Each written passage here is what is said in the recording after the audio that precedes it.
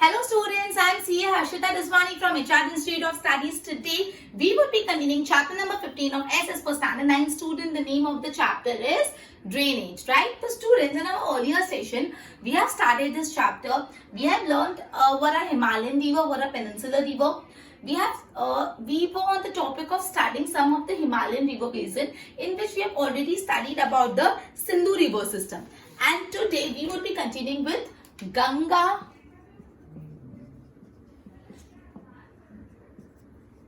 River system. हम Ganga river system को आज स्टडी करेंगे. तो लेट अस स्टडी. तो जो भागीरथी रिवर है और अलकनंदा, ये दो रिवर्स है, रिवर भागीरथी और दूसरी रिवर कौन सी है, अलकनंदा. ये गंगोत्री एरिया से इमर्ज होती है. मतलब हिमालय में कौन सा एरिया है, हिमालय में गंगोत्री एरिया है. गंगोत्री एरिया से दो रिवर्स इमर्ज हो रही है. एक है भागीरथी और दूसरी है अलकनंदा. दूसरी कौन सी है, अलकनंदा, राइट. अब ये जो दो रिवर है वो मर्ज होती है. ये दो रिवर क्या होती है, मर्ज होती है. कहां पे मर्ज होती है, देवप्रयाग में. देवप्रयाग का है उत्तराखंड. देवप्रयाग का है उत्तराखंड, ठीक है.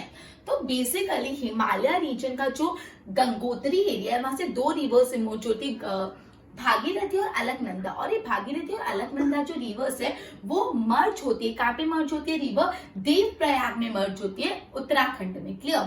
अब जो गंगा रिवर्स है वो माउंटेन एरिया छोड़ के प्लेन्स में कहां एंटर करती है, हरिद्वार में. मतलब गंगा रिवर जब माउंटेन एरिया से प्लेन में आती है तो वो प्लेन एरिया, पहले प्लेन एरिया कौन सा कवर करती है, Haridwar. So Ganga leaves the mountain terrain and enter plain near Haridwar. अगर आपसे पूछे कि गंगा रिवर माउंटेन रीजन छोड़ के प्लेन्स में एंटर करती है, कहां पे, नियर हरिद्वार. क्लियर. भागीरथी अलकनंदा का मिक्सचर कहां पे होता है, where do they merge, Devprayag Uttarakhand. Is it clear. आगे बढ़ते हैं. Many rivers meet Ganga. Ganga को बहुत सारी ट्रिब्यूटरीज मिलती है, उसमें से घाघरा, गंडक, कोसी, ये मेजर रिवर्स है जो रिवर गंगा को मीट करती है. क्लियर. यमुना जो है, रिवर यमुना, वो कहां से इमर्ज होती है, यमुनोत्री इन हिमालय. मतलब हिमालय में जैसे गंगोत्री था वैसे यमुनोत्री, और यमुनोत्री से कौन सी रिवर इमर्ज होती है, यमुना इमर्ज होती है. क्लियर. ये यमुना रिवर गंगा के राइट साइड फ्लो होती है. गंगा के राइट साइड फ्लो होती है और गंगा के साथ मर्ज हो जाती है. कहां पे, इलाहाबाद में. Students pay attention. Yamunotri glacier से रिवर यमुना इमर्ज होती है और वो गंगा के राइट साइड, रिवर गंगा के राइट साइड फ्लो होते होते गंगा के साथ मिक्स हो जाती है. कहां पे, इलाहाबाद में. ध्यान रखना, यमुना जो है, रिवर यमुना मर्ज होती है विद गंगा. कहां पे मर्ज होती है with Ganga, Allahabad. Clear. River, ठीक है, ये मर्ज होती है इलाहाबाद में. Is it clear. Okay, just a minute. The source of Ghaghra, Gandak, Kosi lies in Nepal. मैंने आपको बताया था गंगा रिवर को बहुत सारी रिवर्स मिलती है और जो घाघरा, गंडक, कोसी ये रिवर्स है जो गंगा रिवर को मिलती है, उनका सोर्स क्या है, वो कहां से ओरिजिनेट होती है, वो ओरिजिनेट होती है नेपाल से. उनका सोर्स क्या है, नेपाल. तो अगर आपको पूछे घाघरा, गंडक और कोसी ये रिवर कहां से ओरिजिनेट होती है, उनका सोर्स क्या है, नेपाल. Is it clear. चलो. Has the northern plains experience flood disaster every year. Northern plains में हमेशा फ्लड आता है, हर साल फ्लड आता है. बहुत ज्यादा लाइफ और प्रॉपर्टी का लॉस होता है, लेकिन स्टिल इंडिया से ये रिवर में काफी फर्टाइल एरिया क्रिएट होता है. क्लियर. अब अपन ने कौन कौन से ट्रिब्यूटरी पढ़ी, घाघरा, गंडक और कोसी, जो कहां से, उनका सोर्स क्या है, नेपाल. दो और ट्रिब्यूटरीज है, चंबल और बेतवा. चंबल और बेतवा ये कहां से ओरिजिनेट होती है, पेनिनसुलर प्लेटू से. घाघरा, गंडक, कोसी कहां से ओरिजिनेट होती है, नेपाल से. और जो बेतवा और चंबल रिवर है वो ओरिजिनेट होती है पेनिनसुलर प्लेटू से एंड मीट यमुना, और यमुना को मीट करती है. सन, गंगा की एक और tributary sun. Sun river meets Ganga. These rivers originate in a semi-arid region and their length flow is shorter and limited volume of water. ये जो रिवर है सन, बेतवा, चंबल, ये सेमी एरिड रीजन में से फ्लो होती है और इनका वॉल्यूम भी कंपैरेटिवली कम है. Clear. The combined flow of river from north and south, मतलब नॉर्थ और साउथ से जो सारी रिवर्स मिलती है वो दो ब्रांचेस में डिवाइड हो जाती है। जो गंगा को सारी रिवर्स मिलती है नॉर्थ और साउथ से, ये दोनों मिलकर दो ब्रांचेस में डिवाइड हो जाती है। कौन सी दो ब्रांचेस में? Just a minute. मतलब ये जो नॉर्थ और साउथ से गंगा रिवर अलग अलग रिवर गंगा को मिलती है, वो दो ब्रांचेस में डिवाइड होती है, टू ब्रांचेस। कौन सी दो ब्रांचेस? एक ब्रांच है ना वो एंटर करती है बांग्लादेश में। इसमें से जो एक ब्रांच है वो कहां पे आती है? बांग्लादेश में एंटर करती है। और बांग्लादेश में ये गंगा की जो ब्रांच एंटर करती है उसको बोला जाता है पद्मा। क्लियर? बांग्लादेश में मतलब ये दो ब्रांचेस में एक ब्रांच बांग्लादेश में एंटर करती है और बांग्लादेश में इस ब्रांच को बोला जाता है पद्मा। दूसरी जो ब्रांच है उसको बोलते हैं हम भागीरथी हुगली। क्या बोलते हैं? भागीरथी हुगली। भागीरथी हुगली इसको हम बोलते हैं वेस्ट बंगाल। क्या बोलते हैं? भागीरथी हुगली बोलते हैं वेस्ट बंगाल। क्लियर? मतलब ये दो ब्रांचेस गंगा की नॉर्थ और साउथ से रिवर मिलके दो बार ब्रांचेस में डिवाइड होते हैं। एक ब्रांच बांग्लादेश में एंटर करती है और बांग्लादेश में इसको पद्मा बोला जाता है, और दूसरी ब्रांच एंटर करती है वेस्ट बंगाल में और उसको बोला जाता है Bhagirathi Hooghly. Clear? Okay. And ये दोनों ब्रांच अल्टीमेटली कहाँ पे, कौन से सी में जाती है? कहाँ पे जाती है? बे ऑफ बंगाल में मर्ज होता है। क्लियर? तो ये पॉइंट क्लियर हुआ।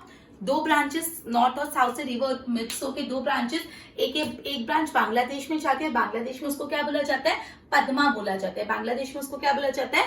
पद्मा बोला जाता है। क्लियर? और जो दूसरी ब्रांच है वो वेस्ट बंगाल में जाती है और उसका नाम होता है भागीरथी हुगली। क्लियर? और ये दोनों ब्रांच अल्टीमेटली कहाँ पे जाती है? Bay of Bengal. Clear?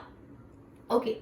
The flow of Ganga which is known as Padma in Bangladesh, ये जो गंगा बांग्लादेश में पद्मा कहलाई जाती है, मर्जेस विद ब्रह्मपुत्र रिवर।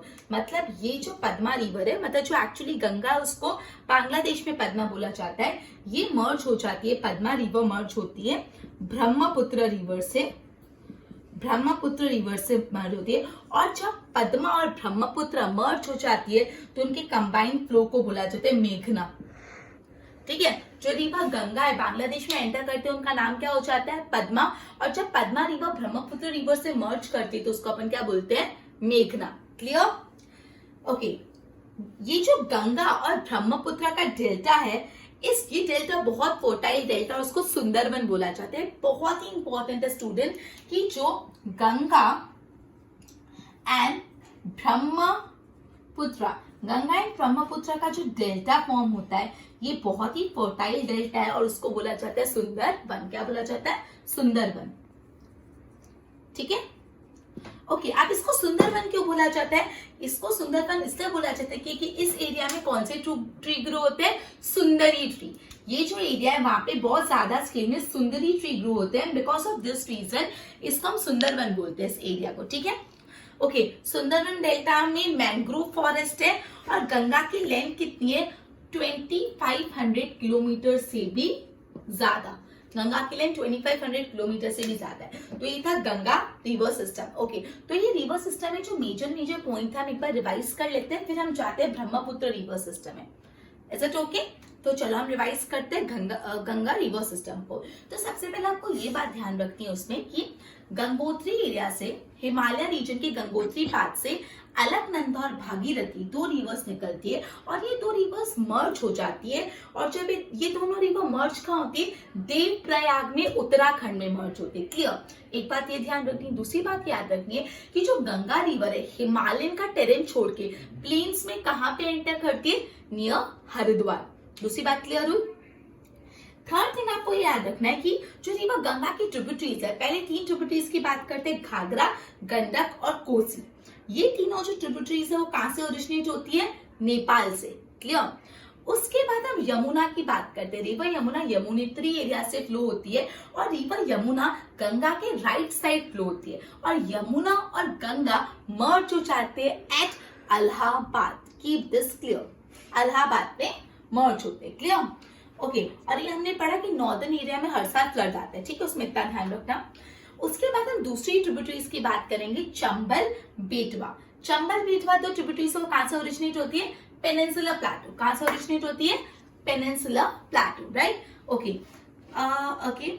उसके बाद ये याद रखना कि ये जो नॉर्थ और साउथ से रिवर मिक्स होती है गंगा, दो ब्रांचेस में डिवाइड हो जाती है। एक ब्रांच जाती है बांग्लादेश में और एक ब्रांच जाती है वेस्ट बंगाल में। बांग्लादेश में उसको पद्मा बोला जाता है और वेस्ट बंगाल में भागीरथी हुगली बोला जाता है। क्लियर? ओके, एंड अल्टीमेटली दोनों ब्रांच कहाँ पे मिलती है? बे ऑफ बंगाल में चली जाती है। क्लियर? उसके बाद जो पद्मा रिवर है, मतलब जो गंगा है जो बांग्लादेश में जिसको पद्मा बोलते हैं, वो ब्रह्मपुत्र से मिल जाती है और उसका नाम हो जाता है कंबाइंड रिवर का नाम मेघना। और ये जो ब्रह्मपुत्र और गंगा का डेल्टा फॉर्म होता है, ये डेल्टा सबसे फर्टाइल डेल्टा होता है और उसको बोला जाता है सुंदरवन डेल्टा। और इसको सुंदरवन डेल्टा क्यों बोला जाता है? क्योंकि यहाँ पे बहुत ज्यादा क्वांटिटी में सुंदरी ट्रीज ग्रो होते हैं। क्लियर? और गंगा की length is greater than 2500 kilometre. ये जो मैंने अभी आपको रिविजन में पॉइंट बताया, इसके मेजर पॉइंट्स थे। क्लियर? अब अपन नेक्स्ट रिवर बेसिन में जाते जो है ब्रह्मपुत्र रिवर सिस्टम। तीन मेजर रिवर सिस्टम है हिमालयन रिवर में, Sindhu, Ganga and Brahmaputra. Sindhu and Ganga we have studied. अब अपना लास्ट वाला है ब्रह्मपुत्र। उसके बाद अपन पेनिनसुलर रिवर्स के बारे में पढ़ेंगे। क्लियर? सो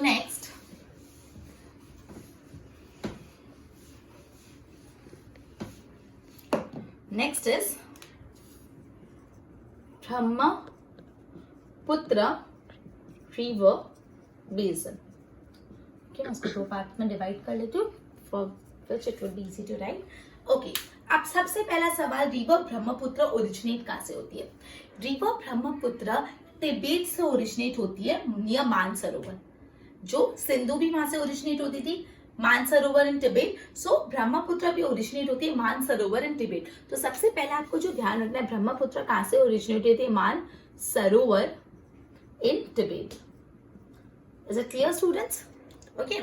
उसके बाद है its source is near the place of origin of river Sindhu and Satluj. मतलब ये रिवर सिंधु और सतलुज जहाँ से ओरिजिनेट होती है वहां से ओरिजिनेट होती है। तो अगर आपको पूछे ब्रह्मपुत्र रिवर का जो सोर्स है वो कौन सी दो रिवर के नजदीक है, तो कौन सी दो रिवर के नजदीक है? जस्ट अ मिनट, सिंधु ये तो अपन पढ़ चुके हैं और सतलुज। मतलब सिंधु, सतलुज और ब्रह्मपुत्र तीनों का सोर्स एक ही है, तीनों आजू बाजू से ओरिजिनेट होती है। Clear? The river flow in the east parallel to the Himalayan mountain range। मतलब ब्रह्मपुत्र रिवर हिमालयन रेंज के पैरेलल, मतलब सपोज यहाँ पे हिमालय है तो पैरेलल फ्लो होते हैं। और किस डायरेक्शन में फ्लो होते हैं? पैरेलल ईस्ट डायरेक्शन में फ्लो होते हैं। ठीक है? और ये नामचा बलवा वो ईस्ट फ्लो होते होते एक यू टर्न ले लेते हैं। क्या लेते हैं? यू टर्न लेके कहाँ पे एंटर करते हैं? इंडिया में, दैट इज अरुणाचल प्रदेश में। मतलब जो रिवर ब्रह्मपुत्र है, हाँ, वो पैरेलल फ्लो होती है तो हिमालयन रेंजेस, और पैरेलल फ्लो होते होते वो एक यू टर्न लेके एंटर होती है अरुणाचल प्रदेश में। तो ये ध्यान रखना, यू टर्न लेके कहाँ पे एंटर होते हैं? अरुणाचल प्रदेश में। Is it clear students? Good. Okay, अब अरुणाचल प्रदेश में रिवर को क्या बोला जाता है? अरुणाचल प्रदेश में रिवर को बोला जाता है दिहांग। क्या बोला जाता है? Dihang. So this is also important. Arunachal Pradesh में रिवर को बोला जाता है दिहांग। क्लियर हो गया इतना? Okay. The river with Lohit and cannula tributary. अब ये जो ब्रह्मपुत्र रिवर है उसकी दो ट्रिब्यूटरी है, जो है लोहित और दूसरा केनुला। केनुला, हाँ, तो लोहित और केनुला ट्रिब्यूटरी के साथ मिलके दिहांग बन जाता है ब्रह्मपुत्र। क्या बन जाता है? ब्रह्मपुत्र। मतलब जब ये रिवर्स अपनी दो ट्रिब्यूटरीज के साथ मिलती है, कौन सी दो ट्रिब्यूटरीज है? लोहित एंड केनुला, तो कलेक्टिवली इसको क्या बोला जाता है? ब्रह्मपुत्र इन आसाम। क्लियर? नेक्स्ट, आप देखोगे अपन ने सिंधु, गंगा, आगे और कौन सी, कृष्णा, कावेरी, नर्मदा, तापी, गोदावरी, सब फेमिनाइन नाम लग रहे हैं, लेकिन Brahmaputra is the only river जिसका मेस्कुलाइन नाम है। ठीक है? तो Brahmaputra is the only river जिसका मेस्कुलाइन प्रोनाउंसिएशन है। क्लियर? और इसकी लेंथ कितनी है? 2900 किलोमीटर। 2900 किलोमीटर। अगर आपको पूछे कौन सी ऐसी रिवर है जिसका मेस्कुलाइन प्रोनाउंसिएशन है, तो कौन सी ऐसी रिवर है students? Isn't it obvious? It is Brahmaputra, right? Okay. उसके बाद आप ध्यान रखना कि ये जो रिवर है तिब्बत से ओरिजिनेट होती है। तो तिब्बत में इस रिवर को क्या नाम से बुलाया जाता है? सांगपो। सांगपो। तो तिब्बत में ये रिवर को कौन से नाम से बुलाया जाता है? सांगपो। टी साइलेंट है। क्लियर? और बांग्लादेश में इस रिवर को क्या बोलते हैं? बांग्लादेश में इस रिवर को बोलते हैं जमुना। क्या बोलते हैं? जमुना। क्लियर? उसके बाद मजूली के बारे में बताया। मजूली क्या? मजूली एक आइलैंड है ब्रह्मपुत्र रिवर पे। क्लियर? सो ब्रह्मपुत्र रिवर बेसिन, अच्छा सॉरी और भी है, There's a less of sedimentation in the river in Tibet. मतलब जब ये रिवर तिब्बत से ओरिजिनेट होती है तो बहुत ज्यादा सॉइल पार्टिकल्स या सेडिमेंट्स कैरी नहीं करती, लेकिन जैसे ये रिवर इंडिया में आती है तो ऐसे रीजन से पास होती है जहाँ पे बहुत हैवी रेनफॉल होता है, उस वजह से there are more of water mass as well as बहुत सेडिमेंट्स इकट्ठा हो जाते हैं। Many tributary meet the river in Assam river Brahmaputra flow in a braided form. Braided मतलब अलग अलग ब्रांच फॉर्म में फ्लो होते हैं। Clear? Every day is huge increase in the water as it overflow during the rainy season. हर साल Brahmaputra river में पानी बढ़ जाता है। क्लियर? एज अ रिजल्ट बहुत ज्यादा असम और बांग्लादेश में बहुत ज्यादा फ्लड के चांसेस होते हैं और फ्लड आते हैं। There's a contrast in the river compared to other river of North India due to heavy rain in Assam during monsoon. Okay, the increasing level of strength in this river raises a bit higher, so there are frequent chances in the course of changes in the course of river. ठीक है? So basically यहाँ पे Brahmaputra river basin में आपको पहली बात तो ये याद रखनी है कि ब्रह्मपुत्र रिवर बेसिन तिब्बत से ओरिजिनेट होती है। तिब्बत में और कौन सी दो रिवर ओरिजिनेट होती है? सिंधु एंड सतलुज। तो ब्रह्मपुत्र रिवर बेसिन के जो सोर्स है वो कौन से दो रिवर के नजदीक है? सिंधु एंड सतलुज। क्लियर? ये जो ब्रह्मपुत्र रिवर है वो हिमालय का पैरेलल फ्लो होती है, फिर यू टर्न लेके अरुणाचल प्रदेश में एंटर करती है जहाँ पे उसको दिहांग बोला जाता है। क्लियर? अब ये जो दिहांग रिवर है उससे जब उनकी दो ट्रिब्यूटरी मिलती that is Lohit and cannula, तब ये हो जाती है बांग्लादेश एंड असम। क्लियर? ये जो रिवर है उसकी लेंथ है 2900 किलोमीटर। Is it clear? और ब्रह्मपुत्र एक ऐसी रिवर है जिसका कैसा प्रोनाउंसिएशन है? मेस्कुलाइन प्रोनाउंसिएशन है। ब्रह्मपुत्र रिवर को तिब्बत में सैंगपो नाम से बुलाया जाता है एंड बांग्लादेश में Jamuna, not Yamuna, don't get confuse in it is Jamuna. I hope इतना क्लियर हुआ। ओके, सो हमने Ganga river basin and Brahmaputra दोनों थे। अब हमारा टॉपिक है peninsular river. Okay student, Himalayan river पूरा हो गया। हिमालयन रिवर में था गंगा, ब्रह्मपुत्र एंड सिंधु।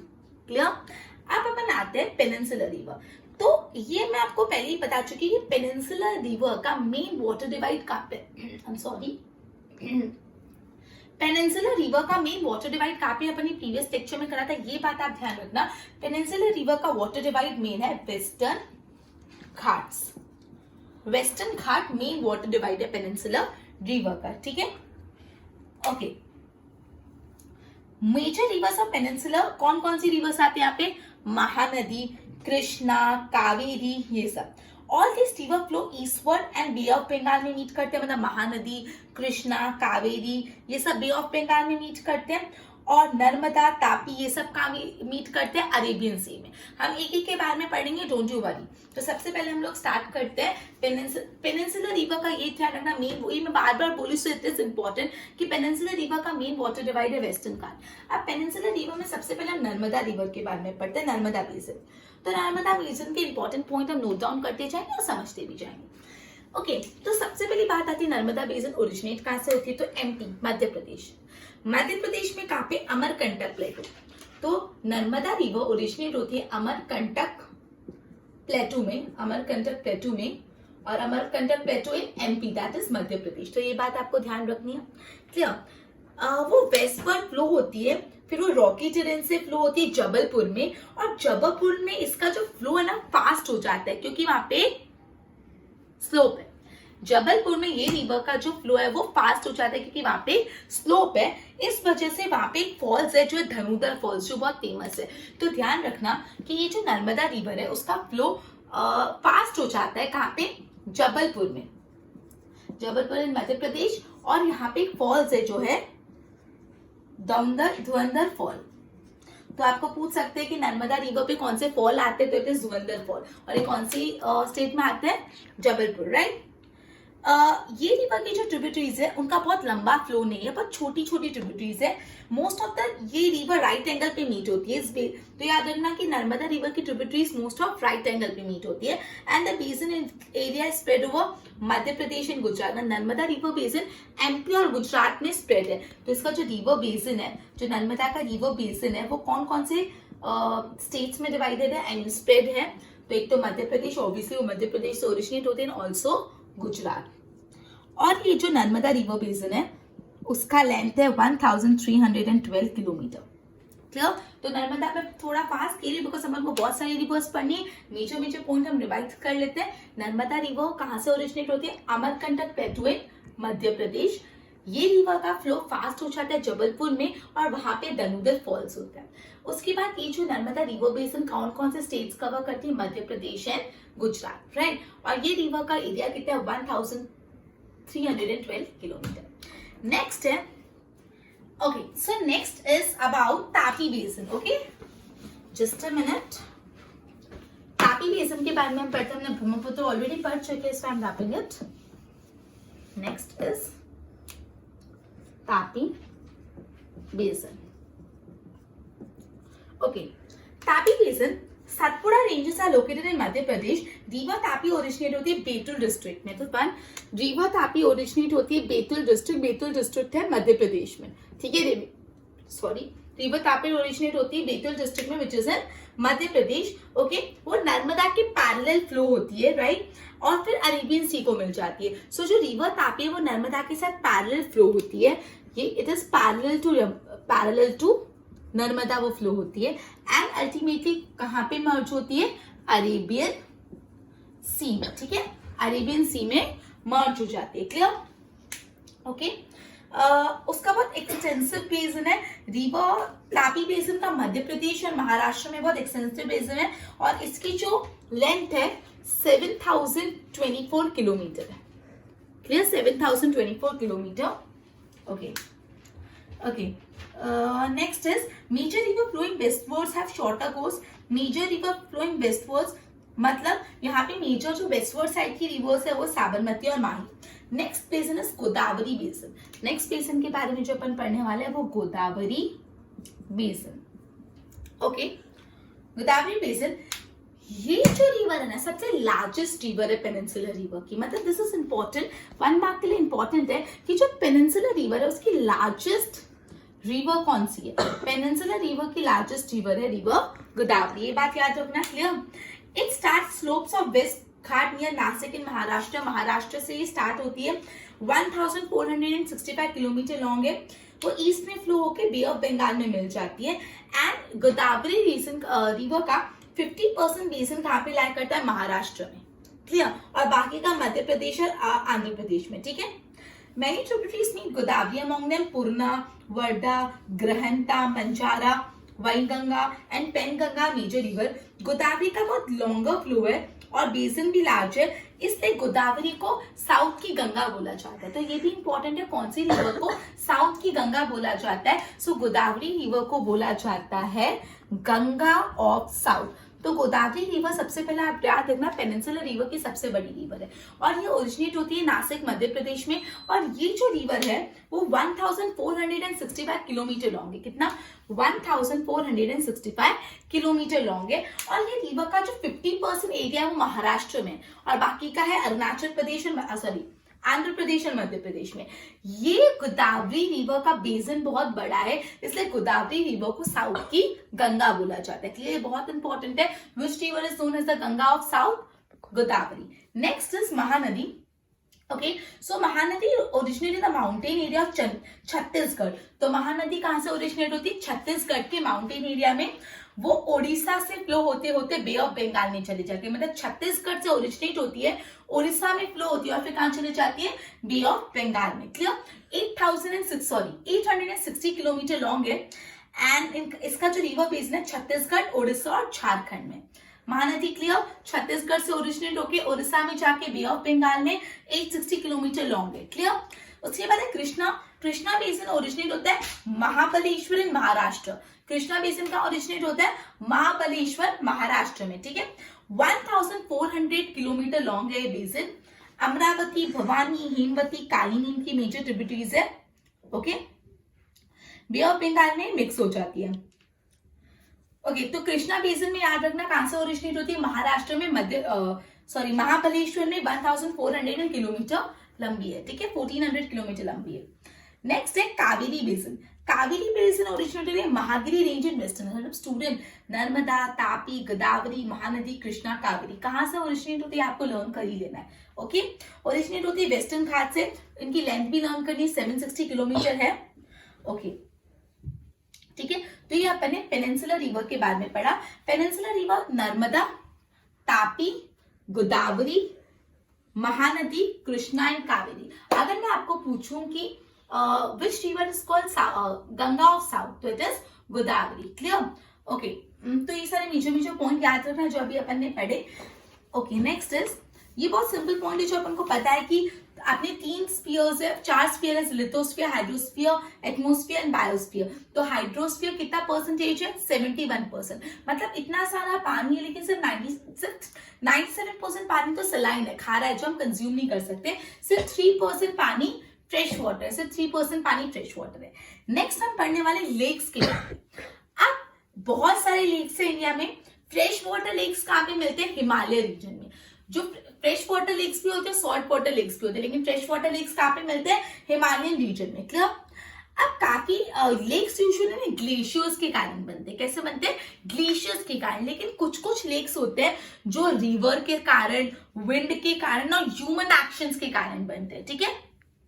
ओके, मतलब जिस रिवर में बहुत ज्यादा मियंडर्स एंड ऑक्सबो है, मियंडर्स मैंने आपको बताया था जो ऐसे वेव करते हैं, मियंडर्स बनाते हैं, वहां पे एक लेक बन जाता है जिसको ऑक्सबो लेक बोलते हैं। ठीक है, मतलब जिस रिवर में बहुत सारे मियंडर्स होते हैं उस रिवर में कौन से लेक बनते हैं? Oxbow lake. जिस रिवर में बहुत सारे मियंडर्स होते हैं वहां पे ऑक्सबो लेक बनते हैं। सी टाइप से लगून लेक्स बनते हैं। लगून लेक्स मतलब एक बड़ी सी वाटर बॉडी का कुछ एरिया सेपरेट हो जाता है, उसको बोलते हैं लगून लेक्स। ठीक है, जिसे चिल्का, कोलेरू, पुलिकट। आपसे पूछ सकते हैं लगून लेक्स के एग्जांपल दो। So it is Chilka, Kolleru and Pulicat.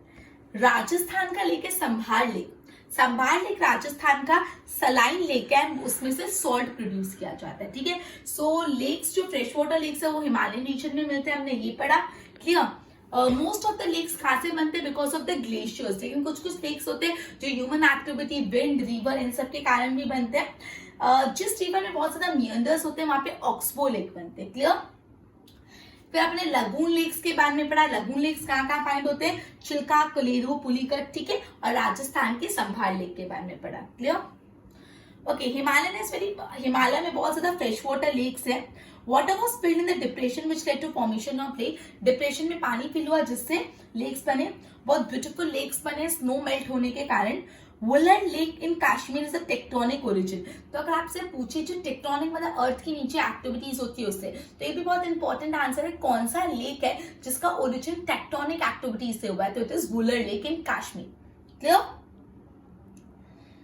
दूसरे फ्रेश वाटर लेक्स है दाल, भीमताल, लोकताल, बड़ा पानी। क्लियर? सो बेसिकली अगर आपको पूछे कौन सा लेक जो है उसका टेक्टोनिक ओरिजिन है तो आप लिखोगे Wular lake in Kashmir. Is it clear? अब लेक्स क्यों हमारे लिए जरूरी है? What are the importance of lake? Lakes हमारे लिए बहुत सारी जरूरी है। Some rivers are originated from lake. कुछ कुछ रिवर लेक से ओरिजिनेट होती है। इन द रीजन विच है मोर rain, more water can be accumulated in lake. जिस एरिया में ज्यादा बारिश होती है तो लेक में ज्यादा पानी इकट्ठा हो सकता है। द एक्यूमुलेटेड वाटर, ये जो पानी इकट्ठा हुआ लेक में आप उसको एग्रीकल्चर, इरिगेशन के लिए यूज कर सकते हो। ये स्टोर्ड पानी लेक में जब ड्रॉट आ जाए, एकदम ड्रॉट सूखा पड़ जाए, तभी भी आप यूज कर सकते हो। रिजर्वियर्स और लेक हमको हाइडल पावर जनरेट करने के लिए भी यूजफुल है। हाइडल पावर मतलब पानी के फ्लो से जो इलेक्ट्रिसिटी जनरेट होती है उसको हम हाइडल पावर बोलते हैं। क्लियर? और लेक से ब्यूटी भी बनती है और वो टूरिस्ट स्पॉट्स बन जाता है। लेक फिशरी और टूरिस्ट रिसोर्ट के लिए भी इंपॉर्टेंट है। मतलब लेक्स काफी तरह से इंपॉर्टेंट है। कुछ कुछ लेक से रिवर ओरिजिनेट होती है। अब जिस एरिया में रेनफॉल ज्यादा होती है उस एरिया में लेक स्टोर होगा तो वहां पे पानी स्टोर होगा। वो लेक का पानी आप एग्रीकल्चर के लिए यूज कर सकते हो, इरिगेशन के लिए यूज कर सकते हो। कभी ड्रॉट आया तब यूज कर सकते हो। हाइडल पावर, इलेक्ट्रिसिटी जनरेशन के लिए भी यूज कर सकते हो। एंड इवन एक सेनिक ब्यूटी भी क्रिएट कर सकते हो और टूरिस्ट स्पॉट बन सकता है। क्लियर? अब रिवर्स का next is economic importance of river. Reverse का इकोनॉमिक इंपॉर्टेंस क्या है? अभी हमने पढ़ा कि लेक कैसे इंपॉर्टेंट है, अभी अपन पढ़ रहे रिवर्स का इकोनॉमिक इंपॉर्टेंस क्या है। ओके, तो हिस्ट्री के टाइम से रिवर्स बहुत इंपॉर्टेंट है। रिवर्स के आजू बाजू ह्यूमन सिविलाइजेशन का ओरिजिनेशन हुआ था। Rivers are natural resource of water, they are very much important for many human activity. Rivers पानी ऑब्टेन करने का नेचुरल सोर्स है, राइट, और वो बहुत सारी ह्यूमन एक्टिविटी के लिए यूजफुल है। एग्रीकल्चर, इंडस्ट्रीज, ये सब किस वजह से डेवलप हुई? ये सब रिवर्स की वजह से डेवलप हुई। तो अगर आपको पूछे dash and dash develop due to river, dash and dash develop due to river, तो आप लिखोगे एग्रीकल्चर एंड इंडस्ट्रीज, राइट। मैंने आपको बताया जो पुरानी सिविलाइजेशंस है, Harappan civilisation, Indus valley civilisation which is one and the same, ये सारी सिविलाइजेशंस भी रिवर वैली की यहाँ पे ही ओरिजिनेट हुई है। क्लियर? काफी सिटीज है जो रिवर बैंक पर डेवलप हुई है, जैसे Delhi, Calcutta, Ahmedabad, Bharuch, Surat, right. River is considered as the base for agrarian country like India. India जैसी कंट्री जो पूरी एग्रीकल्चर बेस्ड कंट्री है, वैसी कंट्री के लिए रिवर तो सबसे ज्यादा इंपॉर्टेंट कंसिडर किए जा रहे हैं। In recent time, river water is utilized for drinking, irrigation, hydropower. So in short, rivers बहुत important है इकोनॉमिक पर्पस के लिए। जो पुरानी सिविलाइजेशंस है वो भी रिवर के यहाँ पे डेवलप हुई है। रिवर एग्रीकल्चर और इंडस्ट्री में भी मदद करती है। इंडिया जैसे एक एग्रेरियन कंट्री के लिए रिवर्स का इंपॉर्टेंस बहुत ज्यादा है, वो एक नेचुरल सोर्स ऑफ वाटर है हमारे लिए। नाउ बट अफसोस की बात ये है कि हम रिवर्स को बहुत बुरी तरह से खराब करेंगे, polluting reverse. So let's study about the topic river pollution, right? River water is used for domestic activity, हम उसको एग्रीकल्चर के लिए भी यूज करते हैं, इनफैक्ट इंडस्ट्रियल यूसेज भी है। We know कि रिवर को हम लोग लोक माता मानते हैं, रिवर्स आर कंसिडर्ड एज लोक माता, clear? And it is very much Holi, Holi बहुत ही होली है रिवर्स हमारी, लेकिन हम स्टिल इंडस्ट्रीज का कचरा रिवर में डाल देते हैं। एक साइड से हम बोल रहे हैं कि रिवर्स आर वेरी होली, वो हमारी लोक माता है, और दूसरी साइड से वही माता में हम लोग कचरा डाल के उसको गंदा कर रहे हैं, क्लियर? जो सीवेज होता है वो रिवर में डंप किया जाता है। डिसाइड सॉलिड वेस्ट, प्लास्टिक की थैलियां ने अलग अलग चीजें we just throw in the river water, ठीक है। As it is a river pollute हो रही है। दिस वाटर पॉल्यूशन बहुत ज्यादा इंक्रीज हो रहा है इंडस्ट्रियलाइजेशन और अर्बनाइजेशन के कारण, और ये वाटर पॉल्यूशन इंडिया की एक बहुत मेजर प्रॉब्लम हो गया। गवर्नमेंट कांस्टेंट एफर्ट्स डाल रही है रिवर पॉल्यूशन को प्रिवेंट करने के लिए, लेकिन इस स्टेज पे सिर्फ गवर्नमेंट के efforts are appreciated but they are not enough, right. तो सिर्फ गवर्नमेंट एफर्ट से कुछ नहीं होगा, हम लोग को पब्लिक पार्टिसिपेशन भी चाहिए होगा along with the government effort, ठीक है। सो रिवर पॉल्यूशन के बारे में अपन ने ये पढ़ा, रिवर्स हम लोक माता मानते हैं, स्टिल हम रिवर्स को गंदा करते हैं इंडस्ट्रियल वेस्ट फेंक के या कोई सॉलिड वेस्ट फेंक के, जिस वजह से रिवर पॉल्यूशन बहुत मेजर प्रॉब्लम हो गई है इंडिया की। गवर्नमेंट बहुत एफर्ट डाल रही है वाटर पॉल्यूशन को स्टॉप करने के लिए, लेकिन गवर्नमेंट का एफर्ट अकेले कुछ नहीं हो पाएगा अगर हम भी उनका साथ जब तक ना दे। सो गवर्नमेंट के एफर्ट्स से appreciated but they are not enough, उनको कोलैबोरेशन चाहिए पब्लिक का, therefore they need public participation, clear. So ये था अपना चैप्टर, सॉरी एक और पॉइंट है, वाटर पॉल्यूशन को प्रिवेंट करने के लिए हम क्या कर सकते हैं, ठीक है। So rules to prevent water pollution should be strictly implemented. जो नियम कानून है कि पानी पलित नहीं होना चाहिए, वो नियम कायदे फॉलो करो। Water purification project national river construction project पे लगाओ, conservation project. Strict rule should be form, जो इंडस्ट्रीज रिवर को पोल्यूट करे उसके खिलाफ स्ट्रिक्ट एक्शन लो। हर सिटीजन को कि डोमेस्टिक वेस्ट को पानी में नहीं डाले उसका ख्याल रखना चाहिए, ठीक है। अब मैंने आपको नेशनल रिवर कंजर्वेशन प्रोजेक्ट के बारे में बताया, जिस जो बोलते हैं एनआरसीपी। तो अगर आपको पूछे एनआरसीपी का फुल फॉर्म, तो national river conservation project, clear. ये जो national river conservation project introduce second stage of Ganga river purification, clear, मतलब गंगा रिवर को प्यूरिफाई करने के सेकंड स्टेज पे। तो with this we would be ending our lecture, but before ending our lecture मैं आपसे कुछ 5 सवाल पूछूंगी, and if you give correct answer to this means you have quite attentively watched the video, and if you do not no answer of any of these questions, so what you need to do is you need to review the video again and then answer the question, okay, ठीक है। तो अगर 2-3 बार video देखोगे so it would be beneficial for you only। चलो, your first question is a very simple yet important one. Ganga Brahmaputra delta is known as dash. Ganga Brahmaputra delta is known as dash, and the time ends in 3, 2, 1. It is Sundarban. Students do remember this, Ganga Brahmaputra के delta को सुंदरबन बोलते हैं। Second question is, okay, Ganga and Yamuna meet at dash. Ganga Yamuna कहाँ मिलते हैं? And your time is in 3, 2, 1. It is Allahabad, clear. Next one is, let me know by which name river Brahmaputra is known as Tibet. By which name river Brahmaputra is known as Tibet? And your time ends in 3, 2, 1. This Sampo, right? Okay, next. Okay. A very easy one. All of you might know this answer. Which river is known as the Ganga of South? Which river is known as Ganga of South? And your time ends in 3, 2, 1. It is Godavari. Clear? And last question for today is, what is the full form of NRCP? What is the full form of NRCP? And your time ends in 3, 2, 1. It is National River Conservation Project. Clear? So with this, we would be ending our lecture and continue with the next chapter in our next session. Till then,